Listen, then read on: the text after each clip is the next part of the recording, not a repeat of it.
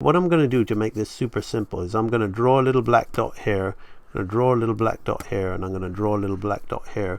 Then we're going to watch it. Okay, so the arc, okay, is the arc of motion of that center is like that. Okay, and the spacing is favoring the down.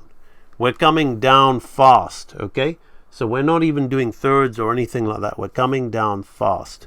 So we're just going straight down, because the contact and the down are what I call down dominant poses. The lift and the up are up dominant poses. So that's how we kind of go into explaining kind of like the the discrepancies between why this is the down and all that. As I said, I've named these poses for your benefit, for you to understand the quadruped arms independently of the legs. So this is purely my thing in order for you to understand that. So there's gonna be some kind of like small conflicts with what's happening with the torso, but I've named them as best I can in order for you to grasp that. So now we're making contact. Okay, so this is quite easy. Okay, we can see what's happening. This arm is dropping down, okay, from the up position, and making contact. So if we put on the light box there, we can see, if we look at the spacing, we have it up here like this, we have it here like this, and we have it here like this. Now if we draw our arc of motion of that foot, okay, we can clearly see that this, and this, okay, gives us a little space here. So this gives us a clue that this is a third chart. Okay, so we're kind of spacing that contact 1/3 along the way. Okay, so up, nothing here, contact, and down. Okay, so that's the way our brains are thinking about that, right? So, are you gonna join the library? So there we have that mechanism working. So we can see the arm making contact with the ground and coming through there. Now we're going to look at this other arm, which is very, very interesting. Okay, so this arm is almost swinging through to the point that it's reaching forward. And remember the word reach, okay, because it's going to come into play a bit later on. Remember, with the front and the back, there's always an offsetting with the arms and leg poses. But I want you to look at this pose here, okay, and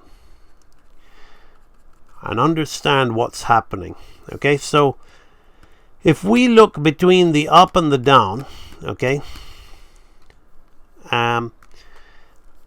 we'll see that this is 1/3 of the way, so there's not much of a movement going between the up and the contact. But look at this massive as swing, okay, that we have going on here. So we have the rear arm here like this, we have this arm coming here like this, and then we have it in the down coming here like this.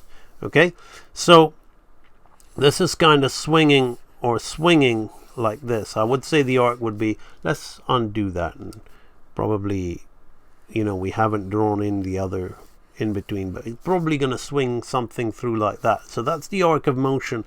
So if we go like this, and we go like this, and we go like this, it looks like a big gap, but we can actually divide it into 3.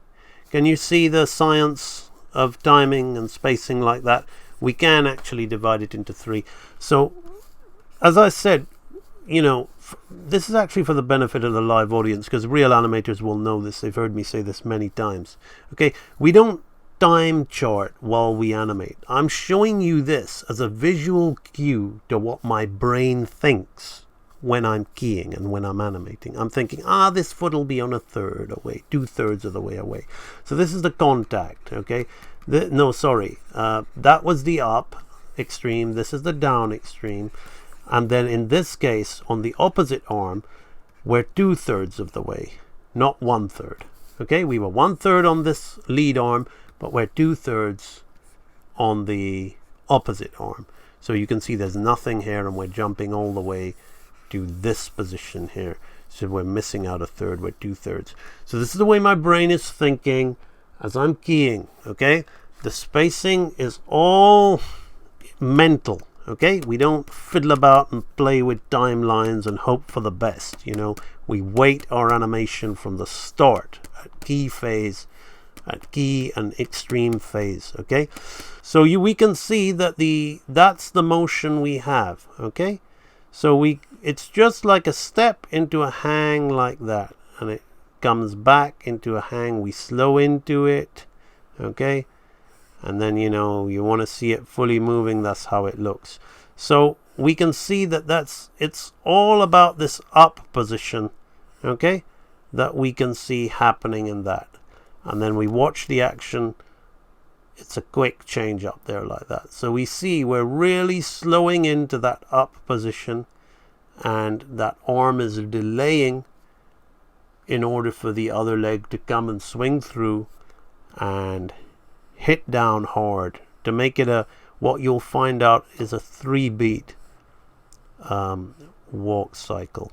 Front section of the canter cycle that we are learning in the intermediate archive of the quadruped series in the Real Animator training library. So if you have been following along with this lecture at home, you would have done lecture number 1, where we learned the rear portion of the animal, and then lecture number 2 we learned the front portion of the animal, which is and in lecture number 3, which is what we're going to be doing in the next video, is combining the two, okay, where everything will change.